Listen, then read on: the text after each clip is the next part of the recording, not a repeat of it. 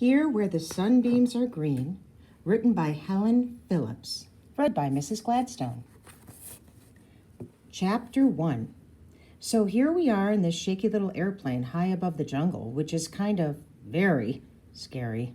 On our first flight, Rue got the window seat the whole 5 hours, so she insisted that I get it for the second flight, which is pretty thoughtful for someone who's 9, almost 10. But I really should have let her have the window seat this time, too.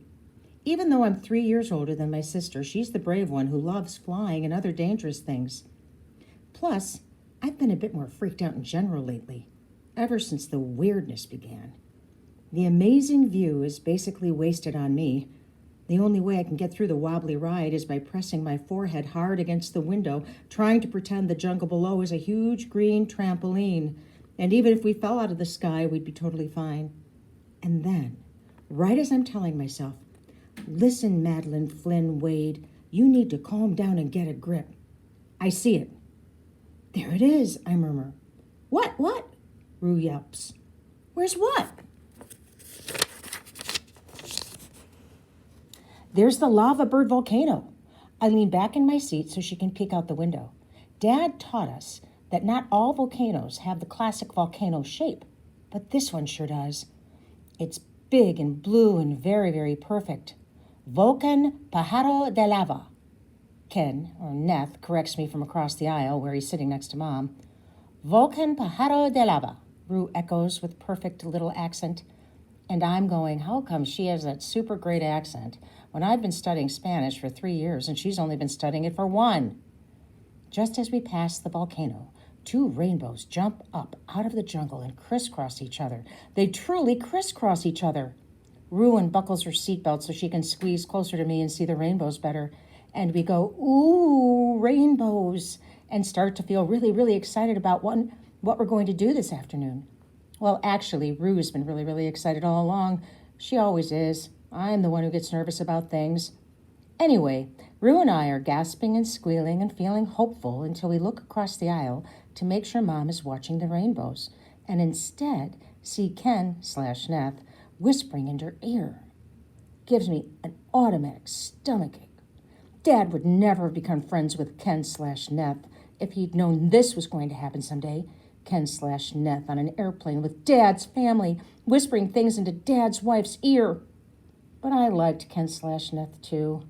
Back in December, when Dad brought him home for dinner and introduced him as Kenneth Candy, seriously, his last name is Candy, a long-time ecological developer and a new-time friend.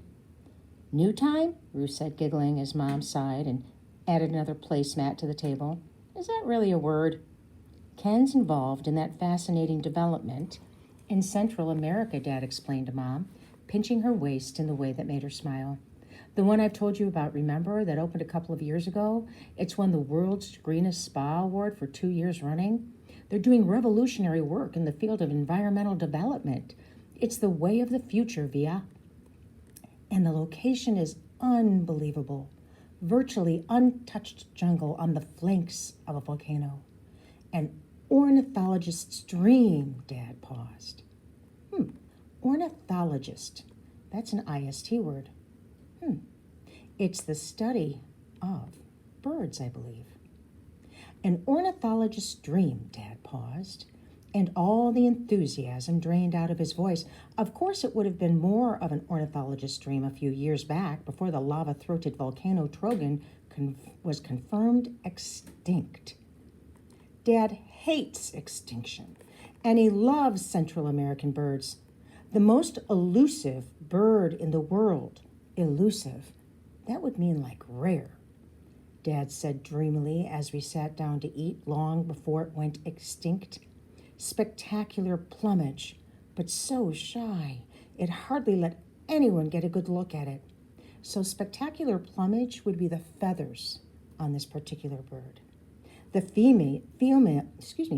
females were especially reclusive.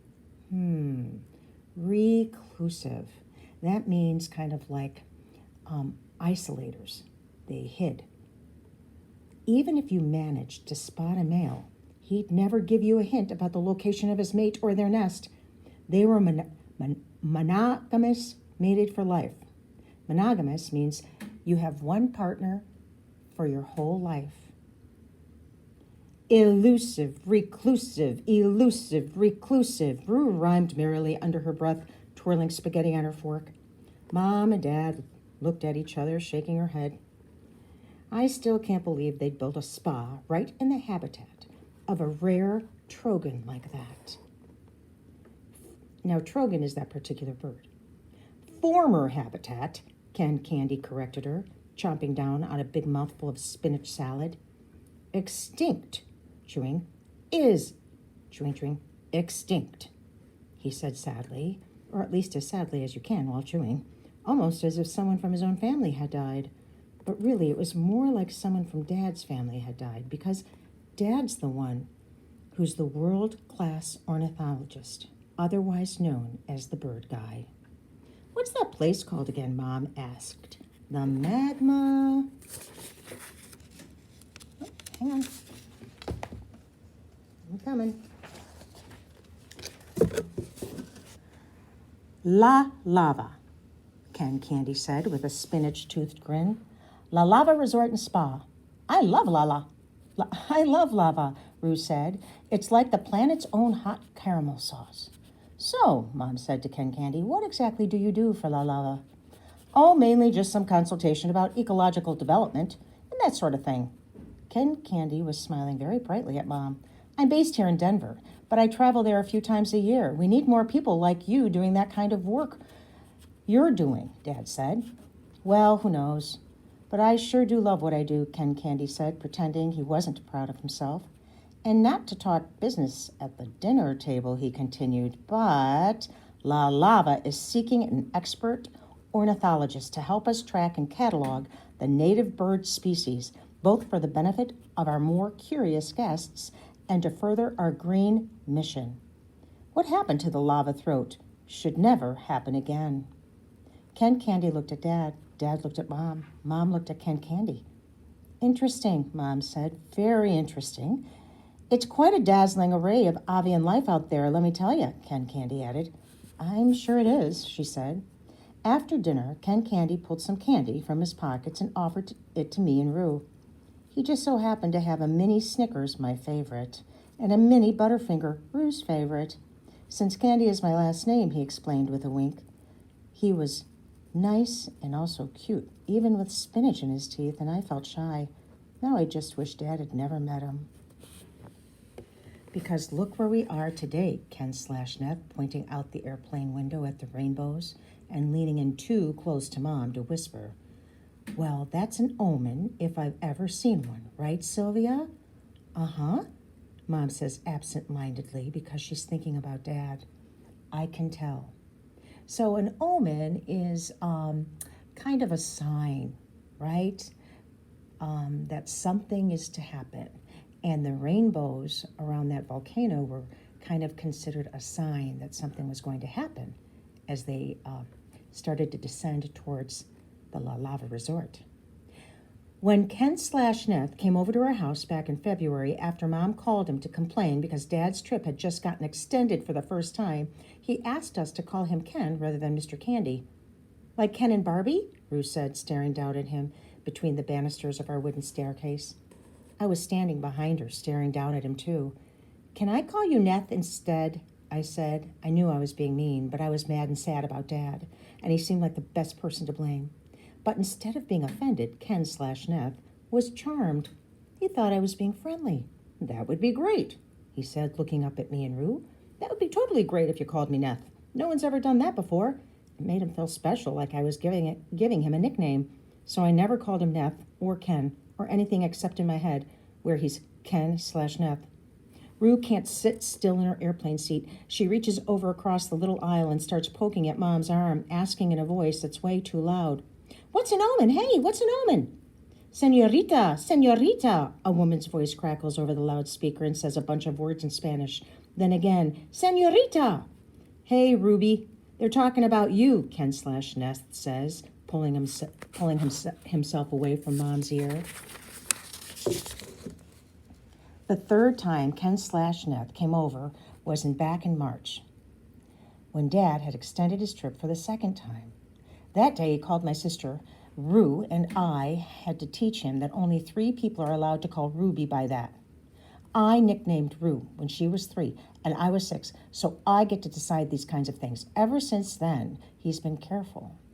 Every time he calls her Ruby, I feel proud of myself. I like how he begins Rue and then squirmingly adds the B. I also make sure he never calls me Mad, because I only let people call me Mad once I've given them permission. Huh? Rue says. They're talking to you, senorita, Ken/Neth tells her. He's the only one of us who really speaks any Spanish, and it was already bugging me in the airport hearing Mom going, "Oh, Ken, what did he say? Oh, Ken, can you translate that menu for us?" The voice on the loudspeaker sounds more and more annoyed, and at the front of the short aisle, a flight attendant is glaring at Rue. "They're telling you to buckle up," Ken/Neth translates. "Oh, good Lord, Rue, you're not buckled?" Mom shrieks. "Buckle up, buckle up, buckle up! Mad, help her, quick, quick, hurry!" Mom's way more scared of small planes than I am, but Rue's not scared at all. Rue isn't scared of anything. She's not even scared of the very strange and incredibly creepy letter which she's pulling out of her little backpack now that I got her buckled. It's the last thing in the world I want to see, because it's the thing I'm most scared of. The thing I've been most scared of ever since we got it in April. The very strange and incredibly creepy letter is contacting us at all. Wait a minute. The very strange and incredibly creepy letter is what I call the last letter Dad sent from La Lava before he stopped contacting us at all. That's when the weirdness began. After that, we didn't get any more letters or phone calls or emails from him. For a while, Mom kept sending emails, kept leaving voicemails at the La Lava Resort and Spa, and for a while I kept writing letters. And Rue, of course, never stopped sending coded notes to Dad. But all we got in return were phone calls from some official person at La Lava informing us that Dad was deep in the jungle and out of contact, and that he was doing very important work about which he felt very passionate, and that he sent all of us the love in his heart and would be in touch soon, and was very sorry to keep extending his trip this way. "All the love in his heart," Mom repeated suspiciously. "Indeed," said the extremely calm and beautiful voice on the other end of the line, which I know because Rue and I snuck upstairs to listen in from the phone in Mom and Dad's bedroom. We were dying to figure out more about the weirdness. Rue said I had to start thinking like a detective. I said, what about her? Didn't she have to start thinking like a detective too? And Rue said she already did. Obvi, short for obviously. The voice on the phone was a woman's voice, and it had some kind of slight accent, but I couldn't tell what kind. Actually, even though it was calm and beautiful voice, it was also a kind of chilly voice. And what the voice from La Lava said was suspicious, because Dad would never say something like, quote, "all the love in my heart," close quote. He'd say, "I love you with all the bananas in my brain," or "I love you like a chair loves a table," but he would never say, "all the love in my heart." I'm paraphrasing, of course. The voice said its flat, elegant way and then added, "Dr. Wade sends his regrets that his greetings to you can't be more personal." We were used to it, sort of, because sometimes Dad went to look for rare birds out in the middle of nowhere so he could track them and count them and study their behavior and stuff. Then we'd have to wait a little while for him to get somewhere where he could call or email or just mail letters. We missed him, but it was okay because, as Mom always said, being the bird guy is part of what we love him for, right, girls? But it had never been like this before. It had never been 7 months away from home and 3 months without contact. It had never been the weirdness. It had always been a month at most. A month was no problem. A month we could do. When Dad headed off to La Lava and said it would just be a month, we didn't think it was such a big deal. I feel stupid now that we just said goodbye and let him go and didn't even worry. And as Rue smooths out the very strange and incredibly creepy letter on the folding airplane tray table, I refuse to look at it. I don't want to see the way Dad decorated the page with badly drawn flowers and vines as though he's a little girl. Rue and I can both draw way better than that. I don't want to read the bizarro poem that makes absolutely no sense. I don't want to think about it at all. So that's what I'm doing. Not thinking about it. Rue strokes the letter and bites her tongue in the corner of her mouth. That way she does. Then opens her code notebook and writes a few things down. She's been trying to break the code ever since we got the letter. The code. I've sometimes wanted to scream at her. Scream at her. Is that there is no code. The code is that Dad has gone completely 110% totally, absolutely, thoroughly, Dad's word, crazy, okay? I used to be a tiny bit jealous of Rue and Dad's code thing, Pretty much as soon as she could read, Ruth started to make codes. Dad got her super little giant book of secret codes, and code ciphers, and secret writing, and the top secret handbook of codes. I'm not really into that kind of thing. I'd rather just read, books with stories, like the ones Mom always brings home from her job at the library. But Dad and Rue had their code thing, just the way they had their bird tracking thing. And whenever Dad was out of town, he'd send us coded letters for Rue to crack.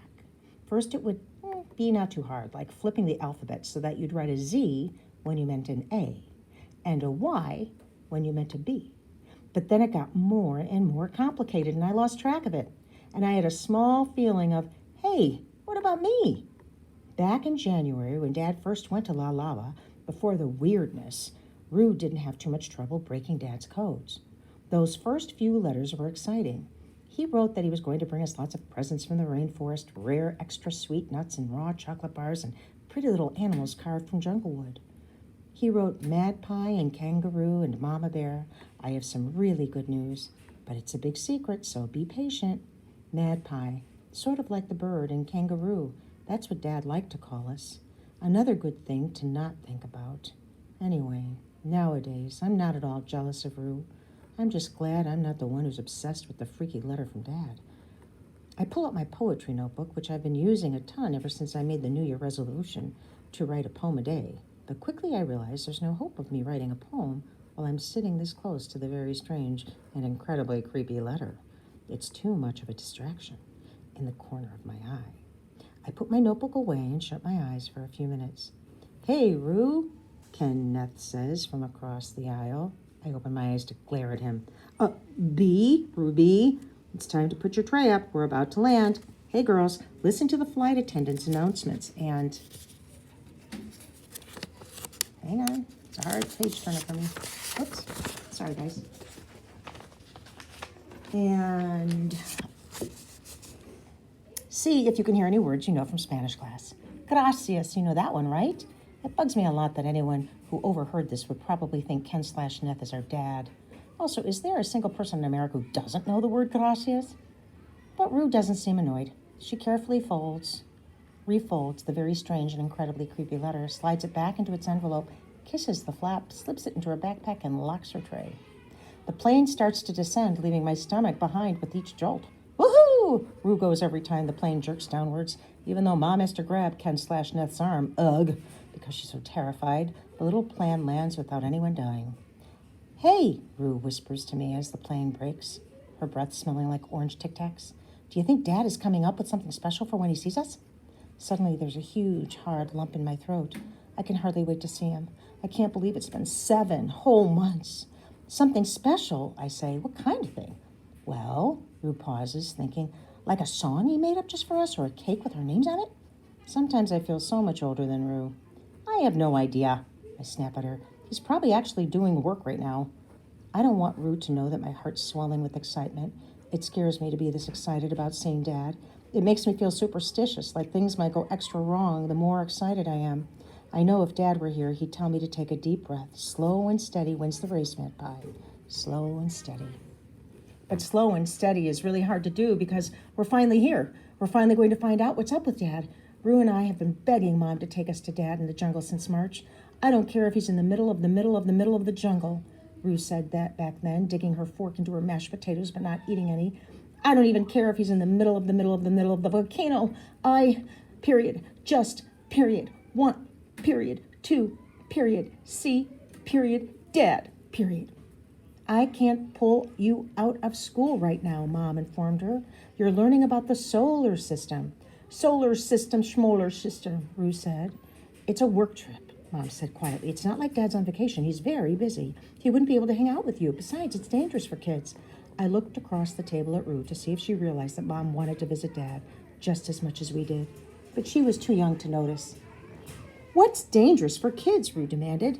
Rue, Mom said, looking suddenly exhausted, please. A few times when Rue was out of earshot or over at friend's house, Mom said to me, Mad, what do you think? You think we should go and... She always trailed off, not quite wanting to say, figure out what the heck is going on with Dad? Yes, I told her. And once we even sat down and got online to look for plane tickets. But right then, Ken/Neth called to ask if he could drop by with some ratatouille he had just made. He'd accidentally doubled the recipe. Things kept on happening. The lady with the beautiful voice would call again from La Lava to assure Mom that Dad was doing groundbreaking work in the inner jungle. And his one regret was that he couldn't be in touch with us personally, but he knew we were more than any other people in the entire world understood how much this work meant to him. Mom would hang up and say, "We've been overreacting, girls. Everything is fine." I'm going to stop here because I have to get back to class, and I'll pick up with the next video. Thank you.